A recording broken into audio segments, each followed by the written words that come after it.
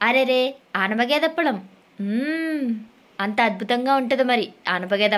మరి మీరు కూడా తయారు చేయాలి అనుకుంటున్నారా? అమ్మమ్మల కాలంలో అయితే పద్దాకా చేసి పెట్టేవాళ్ళు ఈ ఆనపకాయ దప్పలాన్ని. ఇప్పుడైతే ఆనపకాయ పులుసు అని ప్రిపేర్ చేస్తున్నారు. ఆనపకాయ పులుసుకి, ఆనపకాయ దప్పలానికి చాలా తేడా ఉంది. మరి ఫుల్ ప్రాసెస్ చూడాలి అనుకుంటే ముందుగా నా ఛానల్‌ని సబ్స్క్రైబ్ చేసుకోండి. అలాగే పక్కనే ఉన్న బెల్ ఐకాన్‌ని క్లిక్ చేయండి. నేను పెట్టే ప్రతి వీడియో మీకు నోటిఫికేషన్‌గా వస్తుంది. దీనికోసం ముందుగా ఒక గిన్నెని తీసుకొని అందులోకి 1½ టేబుల్ స్పూన్ వరకు ఆయిల్‌ని హీట్ చేసుకోవాలి. ఇందులోకి వెల్లుల్లిని కూడా యాడ్ చేసుకొని కొంచెం చిటపటలాడనివ్వాలి. అలాగే మెంతులు కూడా వేసుకొని కొంచెం ఫ్రై చేసుకోవాలి. వెల్లుల్లిపాయలు, మెంతులు ఇందులో యూజ్ చేసే అన్ని ఇంగ్రీడియంట్స్ కూడా ఇంట్లో ఉండేవే. అలాగే ఆరోగ్యానికి ఎంతో మంచివి. కొంచెం ఆవాల్ని చిటపటలాడనిచ్చి కొంచెం జీలకర్రను కూడా ఇందులో యాడ్ చేసుకొని మొత్తం ఒకసారి కలిపేసుకోవాలి. అలాగే కొంచెం ఎండుమిర్చి, కరివేపాకును కూడా ఇందులో కొంచెం చిటపటలాడనిచ్చి మొత్తం కలిపేసుకోవాలి. మనం పప్పుకి, చారుకి చేసేలా కాకుండా తాలింపు కొంచెం ఎక్కువగానే ఫ్రై అవ్వాలి. ఇప్పుడు ఇందులోకి ఒక పెద్ద ఆనియన్ని కట్ చేసుకుని యాడ్ చేసుకోవాలి. నార్మల్గా మనం ఆనపకాయ పులుసు చేసుకునే దాంట్లో పప్పుచారులాగా చేసేసుకుంటాం కదా, కొంచెం కొంచెం ఆనియన్స్ అలా వేసి. ఇది అలా కాదు, గ్రేవీ కూడా చిక్కగా ఉండాలి. తాలింపులు కొంచెం ఎక్కువగా ఫ్రై అవ్వాలి. ఆనియన్స్ కూడా కొంచెం ఎక్కువగా వేసుకోవాలి. కాబట్టి నేను ఇక్కడ పెద్ద ఆనియన్ని కట్ చేసి ఇందులో వేసేసాను. ఆనియన్స్ కొంచెం కలర్ చేంజ్ అయ్యి మగ్గేంత వరకు కూడా ఇలా మగ్గపెట్టేసుకోవాలి. ఇలా మగ్గించుకుంటూ మధ్య మధ్యలో కలుపుకుంటూ ఉండాలి, లేకపోతే మాడిపోతాయి. మధ్య మధ్యలో చెక్ చేసుకుంటూ ఉండాలి. ఇప్పుడు ఇవి కొంచెం ఫ్రై అయిన తర్వాత మళ్ళీ ఒకసారి దీన్ని కలిపేసుకుని మనం ఏ ప్రాసెస్ చేసినా సరే స్టెప్ బై స్టెప్ మిక్స్ చేసుకుంటూ ఉండాలి. ఇలా ఒకసారి మిక్స్ చేసేసుకుని మన దగ్గర ఏ వెజిటేబుల్స్ ఉంటే వాటిలన్నిటిని యాడ్ చేసుకోవాలి. నేనైతే క్యారెట్, దొండకాయ ఉన్న దగ్గర ఇవి యాడ్ చేసుకున్నాను. ఉంటే బెండకాయ, వంకాయ వీటిని కూడా యాడ్ చేసుకోవచ్చు. ములక్కాయ మాత్రం వేసుకోవద్దు. ఆనపకాయ దప్పలంలో మునక్కాయ వేసుకోరు. ఆనపకాయ, క్యారెట్, దొండకాయ, బెండకాయ ఇంకా మీ ఇష్టం. ఇవి కొంచెం మగ్గిన తర్వాత ఒక టమాటాని కూడా కట్ చేసుకుని యాడ్ చేసుకోవాలి. టమాటాస్ ఎక్కువ వేసుకోవద్దు, ఒక టమాటా సరిపోద్ది. టమాటాని ఇలా కట్ చేసుకుని యాడ్ చేసేసుకుని ఒకసారి మళ్ళీ టమాటా అంతా కూడా ఇందులో మగ్గేలాగా గరిటె పెట్టేసి మిక్స్ చేసేసుకోవాలి.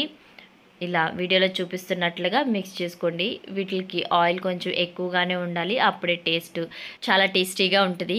నేనైతే ఎక్కువగా పూజలు చేసుకున్న టైంలో, వరలక్ష్మి వ్రతం, ఇలా శ్రీరామనవమి, ఇలా ఏవైతే పండుగలు ఉంటాయో ఆ టైంలో ఈ ఆనపకాయ దప్పలాన్ని చేస్తాను. ఆనపకాయ దప్పలంకి బెస్ట్ కాంబినేషన్ అంటే ముద్దపప్పు. ముద్దపప్పుతో ఆనపకాయ దప్పలం చాలా టేస్టీగా ఉంటుంది.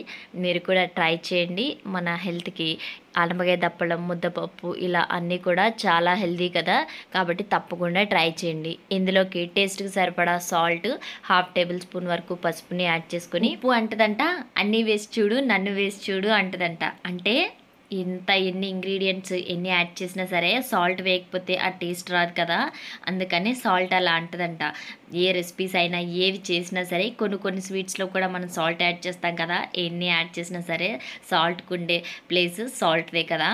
మరి అంత టేస్ట్ని ఇంక్రీజ్ చేస్తుంది. అలాగే సాల్ట్ లేకపోతే కూడా టేస్ట్ కూడా అంతే డౌన్ అయిపోద్ది కదా. మరి అలాంటి మెయిన్ ఇంగ్రీడియంట్ అంటారా, ఏమంటారు, సాల్ట్ కదా. ఇప్పుడు ఆనపకాయ దప్పడం కాబట్టి మెయిన్ ఇంగ్రీడియంట్ ఇందులో ఆనపకాయ లేకపోతే ఆనపకాయ దప్పడం ఎలా అవుతుంది కదా. ఆనపకాయలని ఇలా పెద్ద సైజు ముక్కలుగా కట్ చేసుకోవాలి. మనం సాంబార్లోకి ఎలా అయితే యాడ్ చేసుకుంటామో అలా కట్ చేసుకుని ఇక్కడ యాడ్ చేసేసుకోవాలి. యాడ్ చేసుకుని మొత్తం అంతా కూడా ఒకసారి కలిపేసుకోవాలి.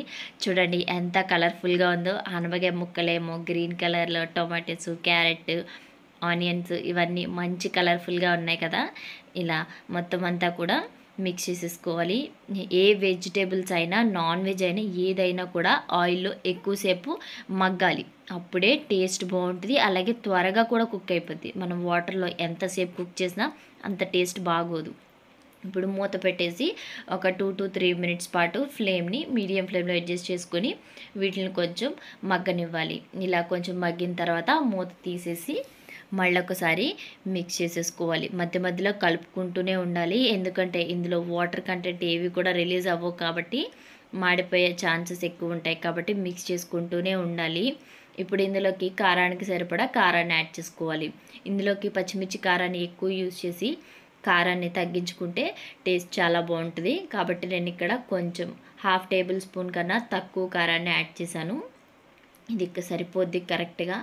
ఈ కర్రీ ఒక 3 to 4 మెంబర్స్ వరకు ఒకసారి తినడానికి సరిపోద్ది. ఇప్పుడు ఇందులోకి పులుపుకి బ్యాలెన్స్ చేసుకుంటూ చింతపండు పులుసుని కూడా యాడ్ చేసుకోవాలి. ఒకసారి మిక్స్ చేసేసుకోవాలి. మళ్ళీ పులుసుకి తగ్గట్టుగా కొంచెం వాటర్ని యాడ్ చేసుకోవాలి.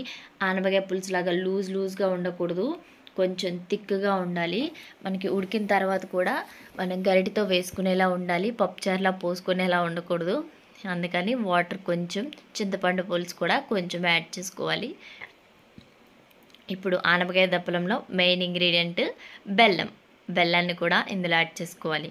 మరి బెల్లం వేయడం వల్ల ఓవర్ స్వీట్ ఏమీ రాదు. మనం తింటుంటే ఆ కారానికి, పులుపుకి బెల్లం కరెక్ట్గా బ్యాలెన్స్డ్గా ఉంటుంది. కాబట్టి బెల్లం వేసుకోవడం మాత్రం అస్సలు మిస్ చేయొద్దు. ఆనపకాయ దప్పలం అంటే ఇలానే చేస్తారు. మరి మీరు ఎలా చేస్తారు? ట్రై చేశారా ఎప్పుడైనా ఆనపకాయ దప్పడం? ఇప్పుడు బెల్లం వేసేసిన తర్వాత మూత పెట్టేసి ఒక్కటే విజిల్ రానివ్వాలి. ఒక్క విజిల్కి ఆనపకాయ ముక్కలన్నీ కూడా చక్కగా కుక్ అయిపోతాయి. 1 కన్నా 2, 3 ఇలా ఎక్కువ వచ్చేసాయి అనుకోండి, ఆనపకాయ ముక్కలన్నీ కూడా చెదిరిపోతాయి. అసలు తినడానికి ముక్క అనేదే దొరకదు. కాబట్టి ఒక్క విజిల్ కరెక్ట్గా సరిపోద్ది. లేదు అనుకుంటే మీరు మామూలు గిన్నెలో అయినా సరే వండేసుకోవచ్చు. అది ఇంకా పర్ఫెక్ట్గా వస్తుంది. ఓవర్ కుక్ అవ్వకుండా మధ్య మధ్యలో చెక్ చేసుకుంటూ ఉండాలి. ఇలా థిక్గా గ్రేవీ ఫామ్ అవ్వాలి, పల్చగా పప్పుచారులా ఉండకూడదు. నేను మరీ చెప్తున్నాను, ఆనపకాయ దప్పలం అంటే ఇలాగే చేస్తారు. చిక్కటి గ్రేవీతో ఆయిల్ ఎక్కువగా వేసుకుని చికెన్ గ్రేవీ ఫామ్ అయ్యేలాగా కుక్ చేసుకోవాలి. చూడండి, చూడడానికి ఎంత కలర్ఫుల్గా ఉందో, అలాగే తింటుంటే కూడా నోటికి అంతే రుచిగా ఉంటుంది. ఇంత మంచి ట్రెడిషనల్ ఫుడ్ని ఎవరూ మిస్ చేసుకోరు కదా. మరి మీరు కూడా మిస్ చేసుకోకుండా తప్పకుండా ట్రై చేయండి. మీ పిల్లలకి కూడా తప్పకుండా తినిపించండి. ఎవరి ట్రెడిషనల్ ఫుడ్ని వారు ట్రై చేస్తే నెక్స్ట్ జనరేషన్ వాళ్ళు కూడా నేర్చుకుంటారు, అలాగే కంటిన్యూ చేస్తారు. కాబట్టి తప్పకుండా ట్రై చేయండి. మీకు ఎలా కుదిరిందో నాకు కామెంట్ సెక్షన్లో కామెంట్ చేయండి. మీరు ఎవరైనా ట్రై చేస్తే కనుక మీరు ఎలా తయారు చేస్తారో కూడా నాకు కామెంట్ సెక్షన్లో కామెంట్ చేయండి. నెక్స్ట్ మీకు ఏ వీడియో కావాలో కామెంట్ చేయండి. This is Dharani Chintapalli signing off. Bye bye.